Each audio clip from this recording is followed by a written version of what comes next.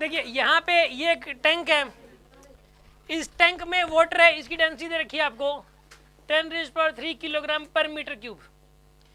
ये जो टैंक है टोटल 60 मीटर का है। कितनी आई टोटल? यहाँ से ऊपर से 20 मीटर नीचे होल कर दिया और नीचे से भी 20 मीटर, और यहाँ पे ये वाली डिस्टेंस दे रखी है कितनी? 40 मीटर। टोटल देखो 40 ये 20 ये टोटल कितना हो गया? 60। टैंक टोटल 60 मीटर का है। इसने बोला कि यहाँ से जो ना लिक्विड बाहर निकलेगा उस लिक्विड की रेंज क्या होगी, ठीक है। एक तो इसने ये बोला है कि इस लिक्विड की रेंज क्या होगी, ये क्वेश्चन बोला इसने। ये रेंज R1 है मान लो, R1 की वैल्यू बतानी है, ठीक है। एक इस लिक्विड की रेंज क्या होगी? R2। आपको इस R2 की वैल्यू बतानी है। R1 और R2 ये दोनों वैल्यूज बतानी है आपको। पहले तो यार एक बात बताओ, रेंज निकालने का फॉर्मूला मैंने क्या बताया था? पहले तो वेलोसिटी ऑफ रिफ्लेक्स निकलेगी। क्या निकलेगी पहले तो? वेलोसिटी ऑफ रिफ्लेक्स क्या होती है बोलो? √2g होती है। h यहाँ से लेके यहाँ तक की डिस्टेंस है, h यहाँ से लेकर यहाँ तक की डिस्टेंस है, मानने की नहीं मानने? 2 g की वैल्यू 10 और h की वैल्यू क्या लिखोगे बताइए?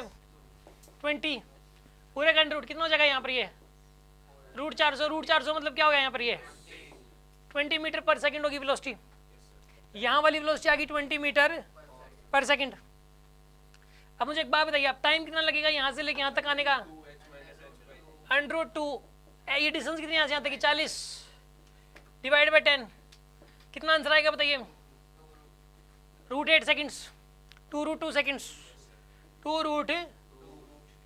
अब रेंज निकालनी है यहाँ से लेके यहाँ तक की, तो रेंज क्या होगी? Velocity of reflex multiply by time.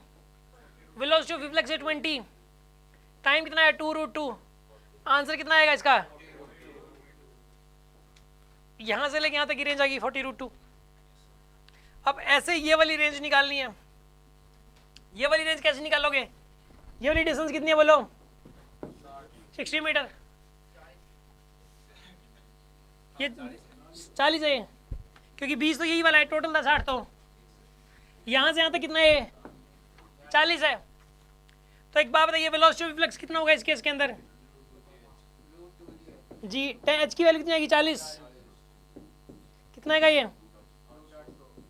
मतलब 20√2। ये वेलोसिटी ऑफ रिफ्लेक्स आ गई। अब टाइम कितना लगेगा? टाइम √2h/g, h की वैल्यू 20 डिवाइड बाई g की वैल्यू 10। कितना आंसर आएगा? 2 सेकंड। रेंज कितनी आ रही है बोलो? Velocity of reflex into time. Velocity of reflex है 20√2, टाइम है 2। कितना आंसर आएगा इसका? 40√2 मीटर। सेम आ गई बाय द वे, ठीक है ना।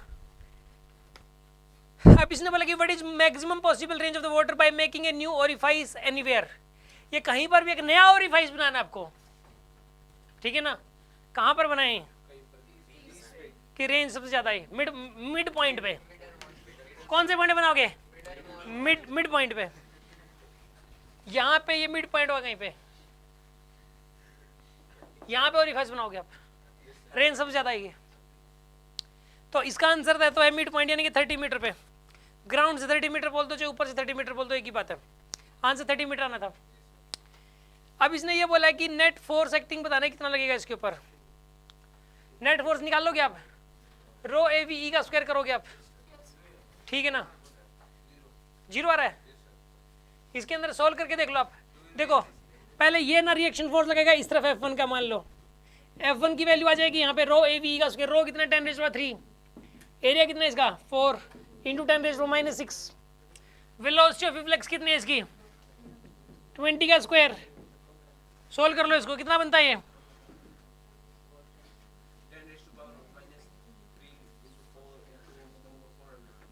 0.8 न्यूटन तो नहीं बनता? नहीं 1.6 न्यूटन तो नहीं बनता? 1.6 न्यूटन बनेगा सोल्व करोगे तो। और यहाँ पर भी, यहाँ पे भी ये रिएक्शन फोर्स लगेगा F2 का। F2 कितना बनेगा बताइए? ρAVE का स्क्वायर। ए कितना है? 2 इंटू 10⁻6। वेलोसिटी कितनी है इसकी? वही है? नहीं वही क्या कुछ और है? 20√2 का स्क्वायर। सोल्व करो, कितना बनता है? 1.6 न्यूटन नहीं बनेगा तो नेट फोर्स क्या आंसर आएगा इसका आंसर आएगा नेट फोर्स 0। ये आंसर है इसका, नेट फोर्स 0।